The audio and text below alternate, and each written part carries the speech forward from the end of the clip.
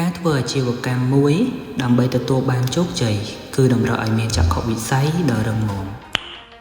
Nice នេះគឺជាលទ្ធផលនៃការលក់របស់យើងហើយយើងនឹងត្រៀមខ្លួននៅក្នុងការពង្រីកការរកស៊ីរបស់យើងឲ្យកាន់តែធំជាងនេះប៉ុន្តែយើងក៏ត្រូវគិតគូរស្វែងរកដៃគូហិរញ្ញវត្ថុណាមួយដែលអាចជួយជ្រោមជ្រែងយើងបាន ទានអាជីវកម្មរបស់ធនាគារស៊ីនហានដល់ជូនលោកអ្នកនៅភាពបត់បែននិងភាពងាយស្រួលជាពិសេស